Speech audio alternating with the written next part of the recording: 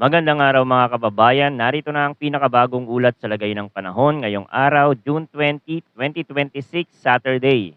Inaasahan na ngayong araw ay papasok na sa Philippine Area of Responsibility ang bagyo at habang ito ay kumikilos palapit sa bansa, lalo pa itong lalakas. Alamin natin ang mga pagbabago sa kilos at galaw nito. Para naman lagi kang updated sa lagay ng panahon, i-click mo lang ang subscribe button. Sa kasalukuyan, ang easterlies ang siyang nakakaapekto sa central at southern Luzon, habang sa silangang bahagi ng Visayas at ilang bahagi ng Mindanao ay ramdam din ang epekto ng trough ng tropical storm na nasa labas pa ng Philippine Area of Responsibility. Kasabay nito, patuloy nating binabantayan ang tropical storm Mekala na nasa silangan ng southern Luzon at inaasahang papalapit sa ating monitoring area sa mga susunod na araw.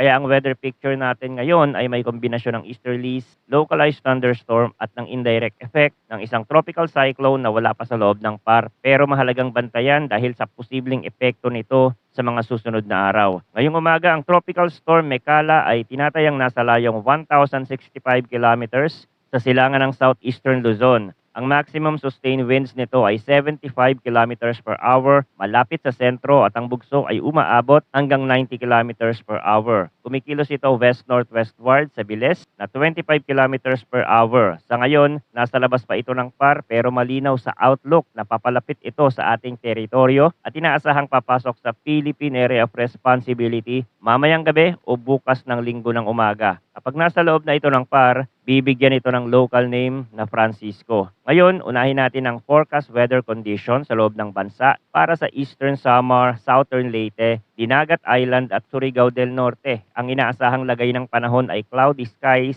with scattered rains and thunderstorms. Ang dahilan nito ay ang trough ng tropical storm. Ito ang mga lugar na mas direktang nakararamdam ng impluensya ng moisture at cloudiness na may kaugnayan sa tropical cyclone sa silangan. Sa ganitong setup, hindi lang basta pa isa-isang buhos ang aasahan, mas mataas ang tsansa ng mga pabalik-balik na pagulan at mga thunderstorm na pwedeng magdala ng moderate hanggang paminsan-minsan ay heavy rains. Dahil dito, posible ang flash floods at landslides lalo na sa mga mabababang komunidad, sa mga lugar na malapit sa ilog at sapa at sa mga bahaging may matatarik na terrain. Sa Eastern Samar at Southern Leyte, mas madali talagang maramdaman ang ganitong uri ng ulan kapag may trough ng tropical cyclone sa silangan dahil ang moisture ay mas direktang naitutulak papunta sa silangang baybayin. May mga oras na makulimlim ang kalangitan at tuloy-tuloy ang mga buhos tapos bahagyang hihina bago muling lumakas. Sa Dinagat Island at Surigao del Norte, kapareho rin ang larawan, ang mga lugar na ito ay mas bukas sa silangang dagat at mas sensitibo sa mga rain bands o mas aktibong cloud clusters na may kaugnayan sa tropical cyclone. Kaya kahit wala pa sa parang bagyo, ang trough nito ay sapat para magbigay ng mas aktibong ulan sa mga nabanggit na lugar. Para naman sa Metro Manila, Central Luzon, Calabarzon, Mimaropa at Bicol Region, ang forecast ay partly cloudy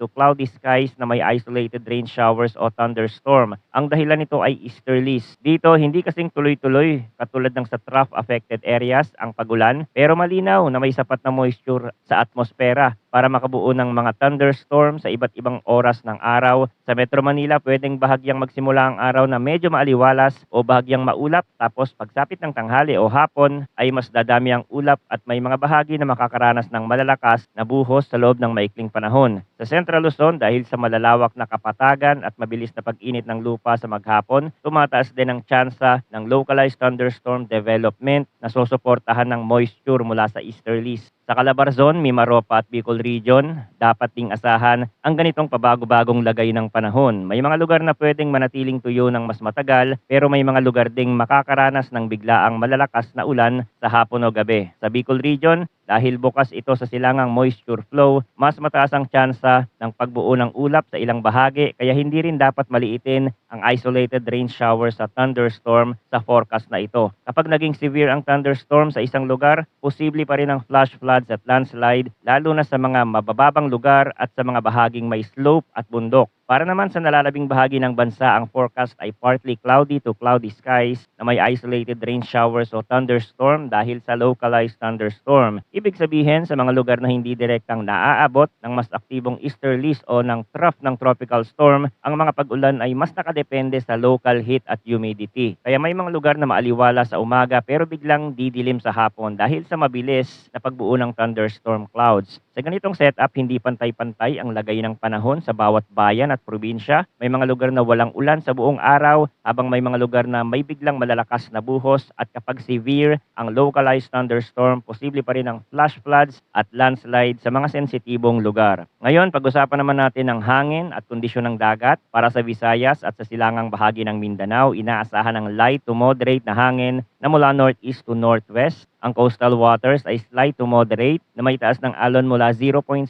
hanggang 1.5 meters. Generally, hindi pa ito ang pinakamasungit na kondisyon ng dagat, pero ang mga baybaying nakaharap sa silangan ay dapat pa ring bantayan ang biglaang pagbabago kapag mas naging aktibo ang thunderstorm at cloud bands na may kaugnayan sa trough ng tropical storm. Sa Visayas, lalo na sa silangang bahagi, pwedeng may mga panahon ng mas maalon na dagat sa ilang baybayin kapag tumindi ang ihip o may kasamang thunderstorm activity sa karagatan. Para naman sa Luzon, light to moderate ang hangin na mula northeast to southwest, at ang coastal waters ay slight to moderate mula 0.6 hanggang 1.2 meters. Sa kabuuan, mas maayos ang baseline ng dagat sa maraming bahagi ng Luzon sa ngayon, pero dahil papalapit ang tropical storm sa silangang bahagi ng bansa at pwedeng magbago ang track at ang layo nito sa kalupaan sa mga susunod na araw, dapat pa ring bantayan ang mga susunod na updates, lalo na para sa northern at eastern portion ng Northern Luzon. Para sa nalalabing bahagi ng Mindanao, light to moderate ang hangin na mula southwest to west, at ang coastal waters ay slight to moderate mula 0.6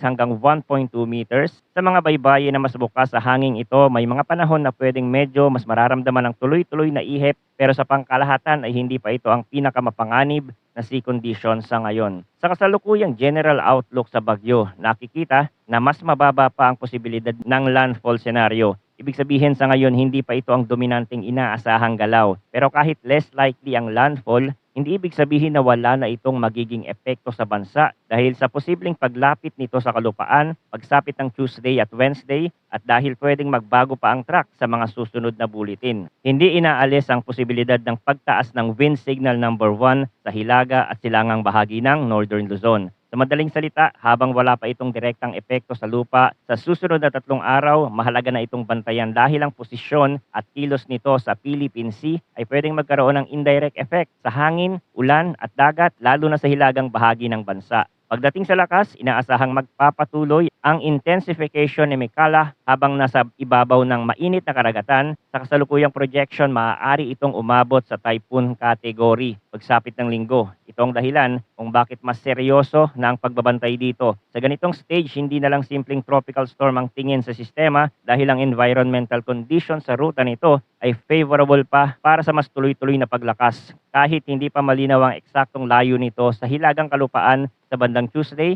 at Wednesday, sapat na ang current trend para sabihing hindi ito dapat balewalain. Sa susunod na 3 araw, less likely itong direktang makaapekto sa weather at sea conditions ng bansa, pero ang mahalaga rito ay ang potential nito sa Sunday at sa mga susunod na araw, lalo na kung patuloy ang intensification at kung magdadala ito ng mas malapit na pagdaan sa hilagang bahagi ng bansa. Sa kasalukuyang outlook, ang projected path ay papasok sa PAR, kikilos west-northwestward, at pagkatapos ay lilihes pa north-northwestward patungong southern Japan. Kaya ang mas nangingibabaw na senaryo ay paglapit ng may pagliko paitaas. Manatiling nakatutok sa mga susunod na updates tungkol sa lagay ng panahon. Maraming salamat sa inyong panonood at mag-ingat po tayong lahat.